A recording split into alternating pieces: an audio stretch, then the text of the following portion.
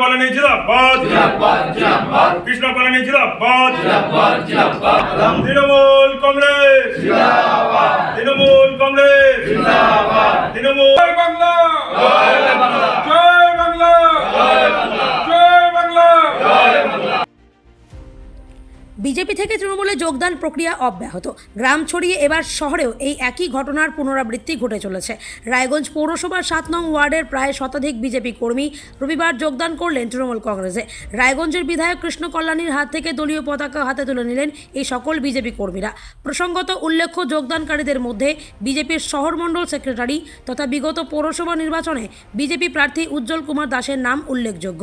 উজ্জ্বলবাবুর কথায়, বর্তমানে তৃণমূল সরকারের উন্নয়নের ধারাকে অক্ষুণ্ণ রাখতে তাদের এই সিদ্ধান্ত। বিধায়ক কৃষ্ণ কল্যাণী বলেন, এই যোগদান কর্মসূচির ফলে আগামী পৌরসভা নির্বাচনকে পাখির চোখ করে দল আরও শক্তিশালী হলো।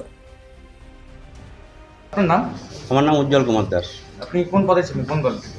আমি 2017 সালে বিজেপির ক্যান্ডিডেট ছিলাম। আজকে কোন দলে যোগ দিলেন? আমি আজকে মামাটি সরকার তৃণমূলে যোগ দিই। ক্যান্ডিডেট কিসের ক্যান্ডিডেট? বিজেপি কোন ভোটের? কাউন্সিলর পৌরসভার 7 নম্বর। বলছি, বিজেপিতে তৃণমূলে জয়েন করার কারণ কি? যেখানে আরজি করের ঘটনা নিয়ে বিজেপি এত সরগোল করছে, তৃণমূলকে এত বিশ্বাস করছে, সেখান থেকে তৃণমূলে যোগদান। তৃণমূলে যোগ দেওয়ার কারণ হচ্ছে আমাদের যে দাদা, আমাদের কৃষ্ণদা, সে তার নেতৃত্বে হচ্ছে আমরা দেখছি রায়গঞ্জে প্রচুর উন্নতি হচ্ছে। এবং তিনি একটা কথা বলেছে যে ডেভেলপমেন্ট যুক্ত এবং ক্রিমিনাল মুক্ত।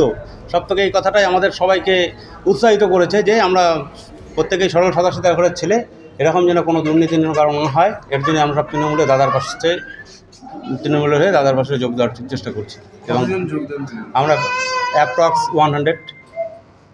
হ্যাঁ, আজকে মানে বিজেপির মণ্ডল সেক্রেটারি আর 7 নম্বর ওয়ার্ডে ইনি বিজেপির হয়ে কন্টেস্ট করেছিলেন, উজ্জ্বল দাস, উমা দাস সহ আজকে শতাধিক মানে কর্মীরা, বিজেপির কর্মী, তারা বিজেপি ছেড়ে তৃণমূল কংগ্রেসে সামিল হলেন। তো সাংগঠনিক দিক থেকে আমাদের তৃণমূল কংগ্রেসের 6 নম্বর ওয়ার্ড আর 7 নম্বর ওয়ার্ডে আমাদের শক্তির বিস্তার হলো। ও আগামী দিনে এই 6 নম্বর আর 7 নম্বর ওয়ার্ডে আমি মনে করি বিজেপির প্রেজেন্স লুপ্ত হলো। এখানে এখন তৃণমূল কংগ্রেসের আগামী দিনে ব্যাপক সংখ্যক ভোটে এখানে তৃণমূল কংগ্রেস লিড করবে। বিজেপির ভাঙন লেগেই আছে, কি বলবেন এই ব্যাপারে? না, বিজেপি ভাঙন, দেখুন, আজকে সাধারণ মানুষ বুঝেছে যে ধর্মের সুরসুরিতে আর রাজনীতি হবে না। আজকে উন্নয়নকে পাথে রেখে ডেভেলপমেন্ট যে হিসাবে আমাদের মানবিক মুখ্যমন্ত্রী পশ্চিমবঙ্গে উন্নয়ন করছেন, আর যেই হিসাবে রায়গঞ্জবাসীও দেখেছেন যে যেই হিসাবে রায়গঞ্জের সার্বিক উন্নয়ন হচ্ছে, রাস্তাঘাট থেকে ড্রেনেজ ব্যবস্থা, তো আজকে যদি মানে কেউ কোনো দল যদি উন্নয়ন করতে পারে সেটা একমাত্র তৃণমূল কংগ্রেস।